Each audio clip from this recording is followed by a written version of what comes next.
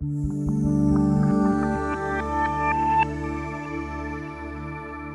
just want to welcome everyone for joining us here for the November edition of Coffee and Compliance.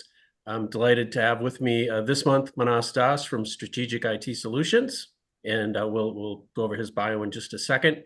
The theme for this month is going to be answering some of the questions that came out of our CMMC Summit that I suspect the majority of you did attend in some fashion a couple of weeks ago. Now, Orly, I think you wanted to just talk a little bit more about that. Yes, glad to have an opportunity to add to this normally very interesting discussion. I'm just going to take a quick second and add just a little bit of light on some of the highlights of the CMMC Day. So it was the AWS CMMC Summit, and all total, we had over 2,500 registrants. And, there were several layers to the cake. In addition to all the people who were registering, there was an opportunity for people to speak with one of 13 C3PAOs. There were 27 speakers, 13 sessions across the day, and we had 8 sponsors. I think the main thing to come out was that it was very practical information for anyone who was in the CMMC world to understand aspects from what the primes are asking of you to how to get started. And so if you did not get to see all the sessions, or there's a particular session you want to see again, just go to our website at preveil.com/events/PreVeil CMMC Day, and it's also in our drop-down menu. So I encourage people to go and see these. Lots of good information there and an opportunity to learn more about how to get started. All right, and with that, I'm going to just hand it over to you, Jamie. Thanks, Orly. Again, it wouldn't be Coffee and Compliance without some coffee. So I've got a little festive this month. I figure we're kind of in the holiday season and kicking things off with a peppermint mocha. So Manas, I think you said you're more of a tea person. Is that right? That is correct. And coffee. Like I said, 4 cups of tea and 2 cups of coffee every day. And so again, very excited to have Manas Das with us here this month. Manas is the CEO of Strategic IT Solutions, a PreVeil partner. Manas also a CMMC certified assessor. And of course, as always, we only do these with authorized C3PAOs. We like to give you, expertise and authoritative knowledge. And so Manas and Strategic IT Solutions, one of the, 58 C3PAOs now? I haven't checked it this week, but I think we're still under 60, if I recall correctly. That is correct. Manas, anything else you'd like to share about your background? I don't want to talk too much about myself. But I consider myself, first of all, a process guy, then followed by technology and anything else. So information security and cybersecurity has been a core aspect of my advisory services to my clients. I've been doing this for over 30 years now in different areas, in different industries. And when CMMC came 4 years back, I just jumped in and I've been involved since then. I was a provisional assessor and became a CCA shortly after they offered the beta exams and everything. So ready to roll come December 16th. Fantastic. Just talks a little bit more about Strategic IT Solutions. I should point out they are based in Virginia, and we've got a lot of customers in that area. So if folks are looking for these types of services, feel free to reach out to Manas and his team. You can also find their information directly on our website under our Find a Partner page. They are part of our partner network.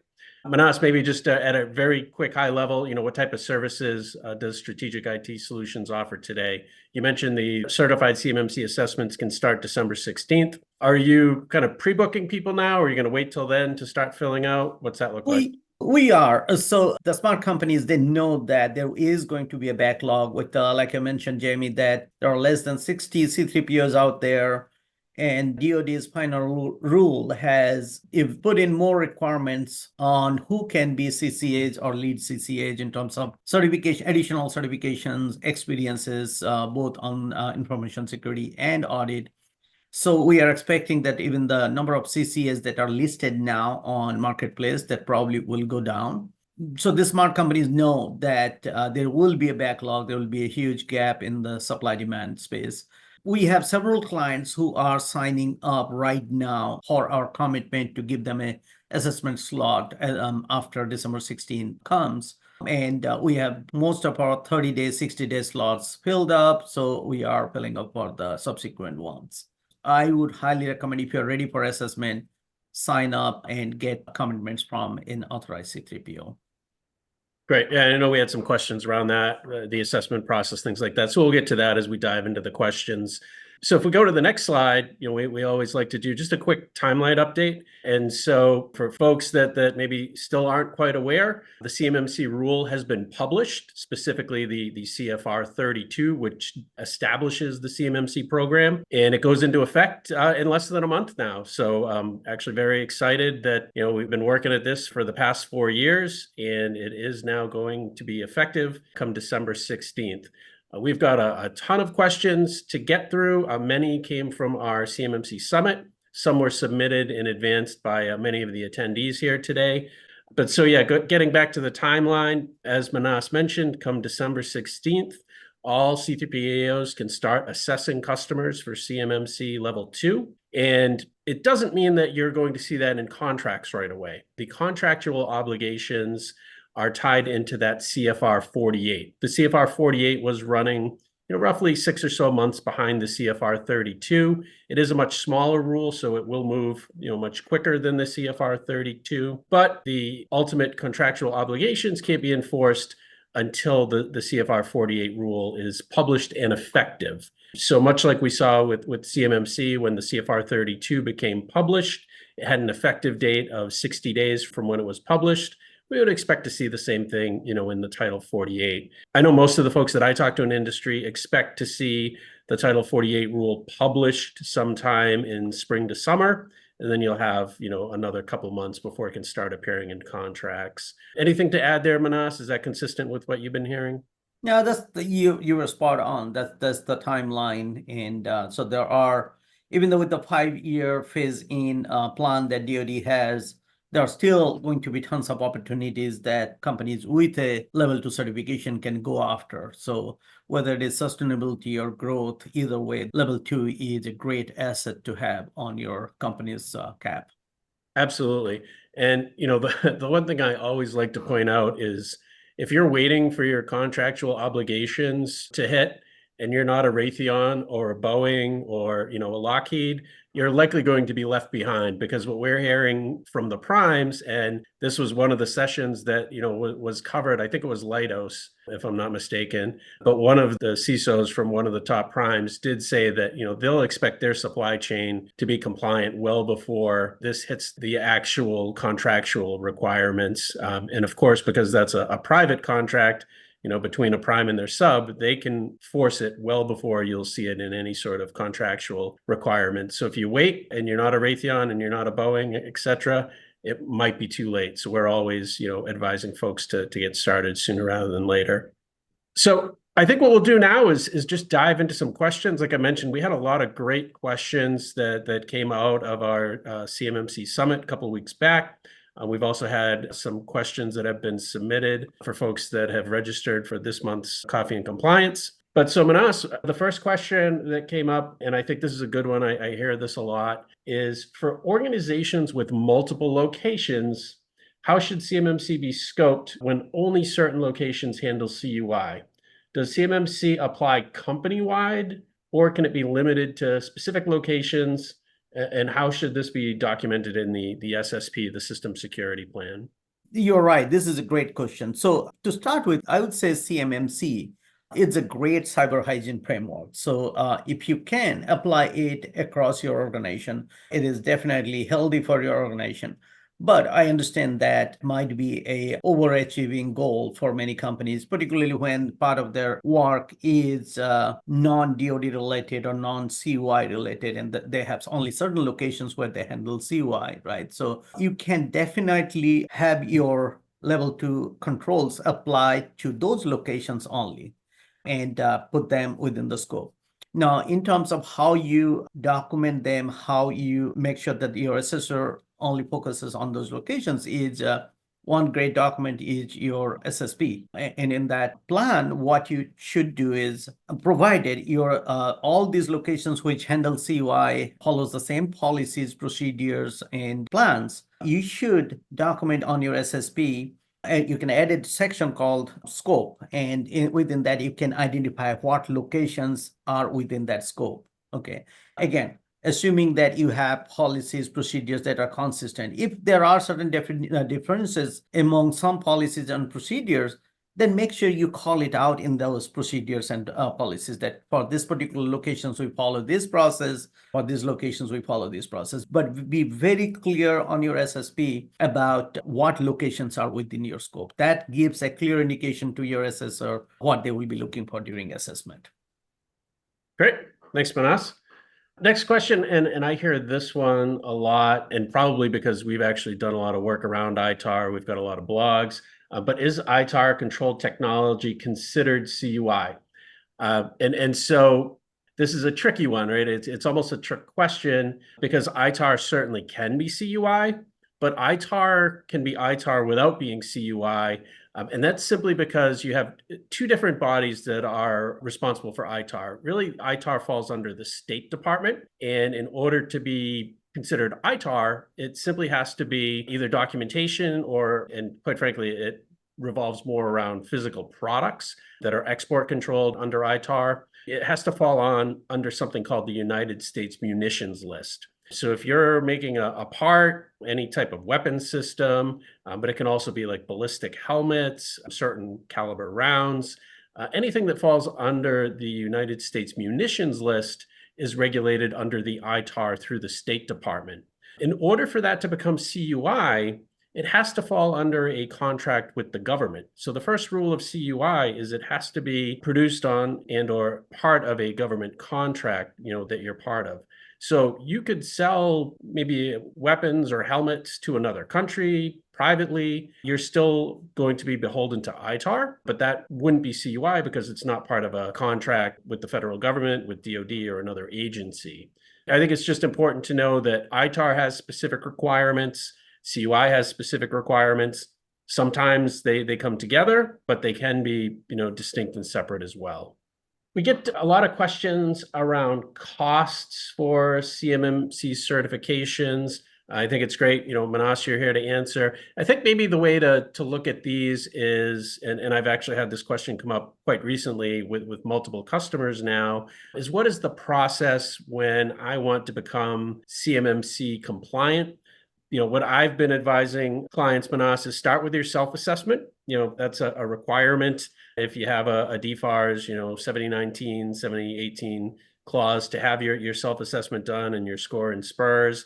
I think any assessor, any C3PAO that you contact is going to want to see that. And then many folks are going to benefit from a readiness or a gap assessment, which will be an unofficial CMMC assessment to make sure that you're on the right path and that you're getting to where you need to be. And then there's, of course, the certified CMMC assessment. The reason I'm recommending a gap or readiness assessment is because with the final rule, you need to hit a certain threshold to be eligible for what they call a conditional CMMC certification. Ultimately, you have to be at a 110 to get that CMMC certification. But if you're scoring at least an 88, and this is the and this is the tricky part, is there are certain items that cannot be on your POAM. And quite frankly, the only ones you can POAM are 1-pointers, and there's some caveat around FIPS, but for the most part, you can only POAM 1-pointers, and it's only a subset of 1-pointers. It's very tricky. We're actually working on a blog. We'll have a blog out shortly around this, specifically around how do I get a conditional CMMC cert. So stay tuned for that. But it can't be any of the level 1 controls. There is no opportunity to POAM level 1 controls. So I'm recommending start with your self-assessment. If you don't think you're approaching 100 on that, definitely do a gap and or readiness assessment. It won't cost as much as your full assessment because there's not as much paperwork. Is that correct, Manas? That's what I've been hearing. That's absolutely right. And only thing I will like to add to that is define your scope first. So if you are planning to do it for an enclave, then if you do a gap analysis for the whole organization, then you might get so many different gaps. So define your scope first in terms of CUI. It will really help if you draw your CUI data flow to understand how that CUI data is coming, where it is staying, and how it will go out, how you are processing it, and how it will go out. And during that flow, what areas it is touching in terms of resources, who is touching it, what assets like computers or systems, it is touching and where it is being stored. So if you have that inventory in mind, if you have that boundary in mind, then focus your current state analysis, what Jamie said is the gap analysis, to that area only. That will help you fine tune what you need to change, right? So it's nothing different. You have an end state in mind, which is the CMMC level 2, right? And you need to look at what your current state is, what your gap is. Once you know the gap, then you do a conscious effort to resolve those gaps. So that's your remediation plan. So once you get there, then you would do another self-assessment to see where if you are missing out on anything, right? So there are different combinations. So going back to the question about the cost, there are different combinations on how you do it, right? So if you have the right resources, and when I say right resources, you need resources who understand CMMC, who understand your system, who has the project management knowledge and do all these things, who can do this analysis. If you have those resources, great, do it in-house, because nothing beats keeping the institutional knowledge in-house, right? But if you don't, if there are certain pieces you need help from outside experts, you can do that. Now, once you are ready, if you're talking about the auditing cost, the cost of the actual assessment, I hate the term "it depends," but that's what we advisory people use all the time. So I would rather use the word it will vary based on the scope and the complexity. So one of the questions we answered, Jamie, is about locations. If you have multiple locations, then yeah, they will have to check in every location and verify that, right? If you have multiple systems, one of our clients has an AutoCAD system because they have a design aspect to it. So that adds more complexity to things that we will be checking. One of our clients has a 3D printing that they do for their manufacturing items for DoD. So that adds more complexity, right? So depending on that, the cost of actual assessment will vary. But for a single location virtual assessment, the total person hours will probably range between 200 to 300 hours. That is, what DoD did is they added another resource to the assessment team. Now they're saying you need a lead assessor, a participant assessor, and a QA. So there are 3 people that we are now talking, right? So initially, if it's a small one, it's just one assessor and one QA. So the number of hours may increase because of you have another person, right? So now the cost for that many hours will depend on the C3PO, right? How they are estimating their numbers, our numbers, and the hourly rate numbers, right? So that's all I will say. I mean, some companies probably will do it on an hourly basis and say that whatever number of hours we'll charge that. Some C3POs will say, okay, here is the fixed cost. I like to do that because many of my clients are small to medium sized. I like to work with the small to medium sized companies, and it gives them the cost predictability that, okay, this is what I will be expecting from this thing, So, but I'm sure other C3POs do the same way. And so that's what I would say about cost, Jamie. Great. And I'll just add, here at PreVeil, we have built out a robust network of C3PAOs, including Manas and Strategic IT, with the goal of educating them on the PreVeil platform and our documentation to help reduce the effort and the burden of the assessment. Manas, I don't know if you have any other thoughts around that. I know you've had some experience with PreVeil customers, and I think that is probably beneficial. Yeah. I love the compliance package that Noel has put together. So very robust, and most of the content are already documented there, things in terms of what PreVeil provides. And also, all you have to do is add, as a company, as a OSC, all you have to do is add and modify for the controls that are not provided by PreVeil or things that you do differently. Because of that, I have a separate pricing, discounted pricing for PreVeil customers who have fiberless endpoints and use the compliance package with the minimal customization. So I rely strongly, I trust the PreVeil infrastructure and their compliance package. So great. Well, I think we covered cost well, and I think you kind of brought up another question we get a lot, and that is if you're using a cloud service provider such as PreVeil to store, manage, process CUI, is the endpoint that's accessing the cloud in scope? I get this one a lot, and the answer quite simply is yes. And if we go back to that shared responsibility matrix, that Manas was alluding to, you can meet a certain amount of the controls with PreVeil while the CUI is stored in PreVeil. But when you are accessing that information on your local endpoint now becomes in scope, and you are responsible for the controls that apply to that endpoint. Just, some examples are antivirus, logging, patching, vulnerability management, scanning, things of that nature. That question comes up a lot. And if you look at the definition the DoD has for processing, simply viewing something on that endpoint now makes it what they deem as processing. We wish it wasn't quite that strict, but that's the interpretation they've done for processing. And that leads into the next question is, how do I get the endpoint out of scope completely? The DoD did make one exception on how you can get your endpoint completely out of scope, and that is with a properly configured virtual desktop infrastructure, a VDI. What VDI means is you're essentially remotely logging into a system where you're going to be, let's say, accessing PreVeil or accessing, a different email, accessing whatever programs you need to access, but they're not running on your local endpoint. Your local endpoint is merely presenting them. In that case, because the processing isn't happening locally, and again, you do have to make sure it's configured properly so that you can't save anything. Nothing can be pulled down to that local endpoint. All of that has to be disabled, but assuming that that is configured properly. And this was one of the big changes that came out of the final rule versus the draft rule. They did conclusively say that the endpoints accessing the VDI would be considered out of scope. If I may add to that, Jamie, there was another benefit of using VDI in addition to reducing some of the controls that you mentioned, like the physical controls or media-related controls. I think the VDI is a great way to scale up and scale down depending on your contract requirements, particularly for small to medium-sized companies. If they have a small contract right now or no contract at this time, but plan to go after duty contracts that has CY, but do not want to invest too much at this time, this is a great way, having VDIs and adding VDIs and rolling out the user policies or the configurations is very easy. And if you get a contract with 20 resource requirements, you can just scale it up. Once the contract is over, you scale it down. So that keeps your cost optimized. That makes sense.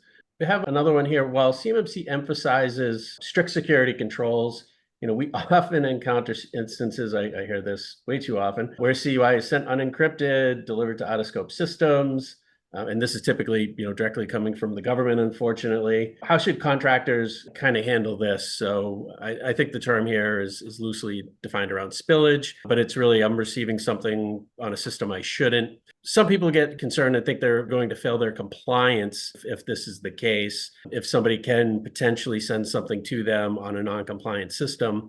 But if that system is out of scope, then that's simply not the case. You're not going to fail compliance because someone else is doing something they shouldn't be doing. Now, you should still manage this. You should manage it through your internal policies, procedures, training. It might be part of your incident response where you make sure that you scrub it from the system that it's not supposed to be on. You notify the sender that they sent it incorrectly, explain how they should be sending it to you, and then you make note of it that way. Maybe you log it for internal purposes only. Another, option I've seen some companies use is they will use some technical controls. They'll use some mail rules, things like that to make sure that if an attachment is coming in that clearly looks like it could be CUI or ITAR or some other controlled document, that it simply can't, hit the mail server, have it blocked, have a rule, something like that. Those are just a couple of examples. Manas, anything else to think about that? Yeah, I think you're right about that. It is not your responsibility, but it doesn't mean that you cannot contribute and make the CUI data safe that someone else sent negligibly. So you can get the CUI data into your secure system of record for CUI and purge it from the non-CUI areas. And of course, like Jamie said, inform the sender about what process they should follow.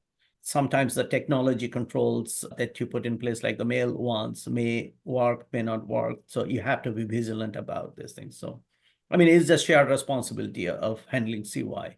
So just because someone is sending it, you follow that process is not right. You need to make sure that going forward, they handle it with care. So you are spot on.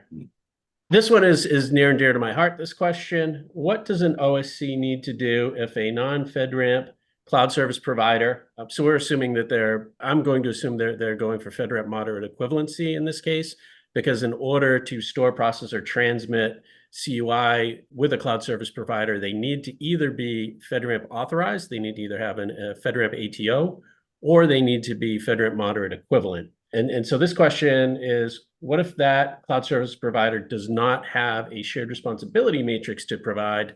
Quite frankly, I would say, run, don't walk away from them, because if they don't even have a shared responsibility matrix, they certainly aren't going to have the FedRAMP moderate equivalent body of evidence, which is 100 times more complex than just a shared responsibility matrix.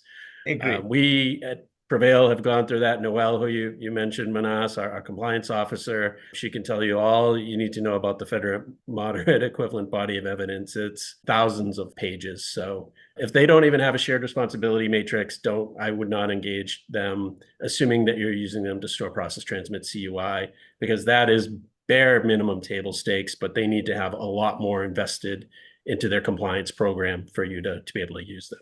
Oh, yeah, I couldn't agree more. Run, don't walk. Because shared responsibility matrix is one of the very first documents that we look at during the readiness assessment. And if we're not happy with that, or if it is not there, then we would assume that they are not ready for assessment at that time. Yep. So we're going to fire through a few more quick questions. I think we've had a couple come in, and then we'll try to wrap this up here in the next 10 minutes or so. Real easy one, I think, for you, Manas. Do C3PAOs often come on site for an assessment? Yeah, that's a very good question. So then again, that again depends on whether the physical location is in scope or not. So assume, for example, if your CY contracts are being executed from a physical location, think of a manufacturing unit or the architect or design studio that I talked about. Or if you use a portable media to store CY data or to transport. If you are using a printer to print CY data, if those are the cases, then the assessor is required to come and assess the controls that go with them. Now, if it is a virtual environment with none of this physical presence, the good example, Jamie, that you gave is about the virtual desktop with PreVeil being the system of record, and there is no printing, no portable media use, and it's remote access to the VDI. Those are the situations where we do not require a physical site visit. They can be done through virtual methodologies. Now, it also depends on the C3POs. I think some C3PO and the assessors like to be on site because of, if nothing else, it gives them the full attention of the client or the interviewees, because we will be, as part of the final assessment, we'll be doing interviews, observations, tests, and all those things. Sometimes it is helpful if we meet with them in person, but in this post-COVID world, most of those people are also working from home or remotely. So those situations. Yeah, I was gonna ask that. I feel like typically when customers ask me this, I ask if they have a physical location where some of the workers will be. If they do, there are certain physical controls like visitors access, things like that. I think you have to verify in person, right? Exactly. Versus if it literally, like you said, post-COVID, a lot of organizations are all purely work from home. In that case, you're not going to someone's house to assess their controls, right? Yep. Great. So question, I don't know if this one was using some old information but anyways, has PreVeil successfully been the primary CSP for an organization requiring level 3? If we look at just level 3, there have not been any level 3 assessments done to date, primarily because you have to get through level 2 before you can even get level 3, and level 3 is done by DIBCAC. If we bring this back to level 2, we have had over a dozen customers successfully complete a joint surveillance voluntary assessment, which will transfer into a CMMC level 2 cert upon rulemaking becoming effective, which again, we're less than a month out from. Target for the next CAP, the CMMC assessment process to be released, and that's something delivered through the Cyber AB. Manas, I know you have access to the Cyber AB that most folks don't. Have you any insight on the CAP there? Yeah, according to Matt Travis, the C3PAO CEO, we had a meeting last 2 weeks. He mentioned that the DoD's final approved CAP is expected in the early December timeframe, first week, hopefully. It has to be before December 16, right? he did say that he will try send out the draft one for our review this week. We have not received it yet. Hopefully it will come out. I'm very sure they're extremely busy with the SIG East conference that's coming up later this week. So if not this week, we'll probably receive it next week. Next week is also a short week because of the holidays. So to be honest, Jamie, I don't know if it will really happen in the first week of December, but it Pressure's will on. definitely help. It will definitely come in second week, if not before. Speaking of Seek East, I'm glad you mentioned it. PreVeil, we will have a booth there. If anyone happens to be attending Seek East, stop by, say hello. I'll be there on Thursday. Manas, I think you said you'll be at Seek East as well. Yeah, I'll be there. It's Great. local to me. I'm in the DC area, so. Perfect. Just a few more questions. So this one seems to come up often, and hopefully, we'll get to a point where everyone understands clearly where the requirements are coming from. Which version of NIST 800-171, should folks be focused on, Rev 2 or Rev 3? Rev 2. Yeah, as Rev 2. I mean, DoD's FAQ was very clear on that. They will align with Rev 3 at a later date. They didn't give a time frame, but they just a later date. Yeah. And I think the important thing too is that not only did they say Rev 2 is the version for CMMC, but in order to implement a change to Rev 3, it will require rulemaking. Yep. So I thought that was an important distinction that they made in the FAQ. It's not just going to be a memo that comes out. It is going to go through the formal rulemaking process. So I would suspect, quite honestly, it would align with like a CMMC 3.0. Then just one question, Manas, that we'll end with here, and then I'll just check the questions that have come in since, is the role MSPs play. Do they have to be certified? What's their responsibility when working with their customers? If you could just kind of take that. Yeah, so DoD went back and forth on that one, that MSPs need to be certified, but the final rules says that MSPs do not need to be certified themselves. And that basically makes sense. So I think many companies ask, how much do they need to be involved, or what controls they need to comply with? My answer to them is that depends on what services your MSPs provide you, right? So if they are helping you implement and manage X number of controls, that means they have the responsibility for those X number of controls, whether complete or shared, however it is. But whatever controls they are helping you with, they need to demonstrate that during the assessment. Okay, so expect your assessor to ask your MSP representative, whoever is your MSP administrator, or whoever that person or persons are, they will have to demonstrate during our interview, observation, testing process. Our assessment team will be talking to them as well. So they will start with the shared responsibility metrics in terms of what your MSP is doing versus what you are doing. And I shouldn't say MSPs. You may have multiple MSP, right? So they will be looking at that, and they will validate what they're doing from the artifacts, and then they will, during the actual assessment, they will be interviewing and observing them. So I cannot imagine a MSP or a company outsourcing all 110 controls to an outside service provider, right? So that is not practical at all. And there are, again, several controls that need to be done in-house. So whatever controls that you are outsourcing, make sure your shared responsibility metrics reflects that, and your MSP has committed to help you during your assessment by participating in that assessment. Great. Thanks, Manas. And I think, again, it comes down to companies should probably be having those conversations now with their MSPs, right? Are you going to be able to support me for CMMC? I think that there's a lot of good that came out of not requiring MSPs to become certified themselves, both because that would have created a significant bottleneck, but it also would have, incurred some costs on MSPs that ultimately would have been passed down to their customers. But at the same time, it's problematic in the sense that there might be MSPs now that say, well, we don't have to get certified. They're not going to pay attention to it. And then when their customers go to get assessed, that's my MSP is going to get pulled in, and they're going to say, well, we didn't know we had to do any of this, right? So make sure that you understand your MSP, and make sure your MSP understands, what they're still in scope for, even though they don't have to get certified themselves. And I know some are going to get certified, even though they don't have to. Yep. It's a business decision now, which I think is good. Yep. I agree. So Questions are pretty light, which hopefully means we answered the key questions, both that came in advance and things that were top of mind. I would say that, we have one here talking about the overall C3PAO and specifically the CCA ecosystem. What challenges are you hearing from, your fellow C3PAOs, Manas, given that there's so few CCAs, and as you mentioned, come December 16th, there's going to likely be even less because they don't meet the new requirements. Anything that you're hearing in the community about how C3PAOs are kind of managing that?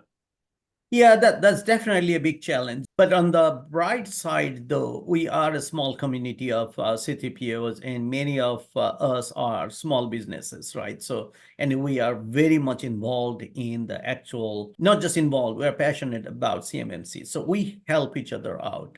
So many of our CCAs will be shared across C3PAOs, so the independent CCAs, they are associated with multiple C3PAOs. They help it. We help each other out. If we have our in-house CCAs available, we have agreed to share them with other C3PAOs. So, because we all want to see this succeed, this is for the nation's interest and safety. So we want to make this a success. So, but we can't wait for more CCAs to come to the market. Even more C3PAOs that will definitely help the ecosystem. I know one of the bottlenecks was the suitability, the security check, and all those things. I believe from the last conversation during the town hall, I believe they have optimized that process a little bit. Hopefully that will go faster. But at the same time, DoD has these new rules in terms of experience and certifications. So Kyle's team, the KECO, is looking through that. They are shifting through all this information about the existing CCAs. We submitted our information to them. So they're shifting through that, and that needs to happen. These are growing pains, right? So these are the initial issues that over the time we will be able to overcome. So I'm hoping that in another 6 to 8 months, we will clear out of the muddy water and we'll have a much more streamlined process, hopefully, with more CCA. Yeah, let's hope so. And then I guess just, one last question, and I'm going to interpret this as meaning, do you anticipate award amounts? I assume that means maybe like credits improving to allow for orgs to invest in cybersecurity and compliance. I think this is a good point. A lot of small businesses are feeling the pain. I would talk to your lawmakers, talk to your local small business representatives. I think there's a lot of opportunity for tax credits, things like that. I've seen Rob Metzger, talking about that. He's a big expert on CMMC. I don't think the requirements are going away, nor do I think they should go away, because ultimately, we're talking about protecting national security interests. But I do think there are a lot of things that can be done to help small businesses, through tax credits, things like that. So I do hope that comes into play with the new administration and whatnot. I agree. That will be very helpful, particularly for small businesses, giving them some tax credits. Great. Well, Manas, really appreciate your time. We tackled a lot of important questions. And as always, because you're the guest this month, it's up to you now to pick what your favorite question was. And then that, person will win a $25 gift certificate to, their local coffee establishment, whether that be a Starbucks or a Dunkin'. We have now expanded it to Dunkin'. So again, some of the questions, the first one was around scoping. We had questions around the cost of CMMC and the certification process, question around ITAR, question around CSPs, VDI. Those were, I think, the majority of them, and then some quicker ones around the cap and C3PAOs coming on site. But yeah, if you can pick one from that list. Yeah, so that's a tough choice to make. Those are all good questions. I'm saying good, these are great questions. But my favorite always is scoping, because I think that basically determines how successful a company will be, and if their effort is going to be more or less. So optimizing their CMMC effort depends on a proper scoping. So I would call that one. If I have a second favorite, that will be about the VDI, which kind of relates to the cost as well, as a good architecture question. So I'll go with the scoping question, Jamie. Or can we just put Manas' contact info up there real quick, and then we will wrap this up. Thanks everyone for joining this month's Coffee and Compliance. TBD if we'll have one in December with the holidays and whatnot, but at the same time, I would like to have one because it'll be the first one since the rule's been effective. Stay tuned on that, and otherwise, we'll talk to you soon. Thanks, everyone. Thank Bye. you. Thank you, Jamie. Thank you, Arlie.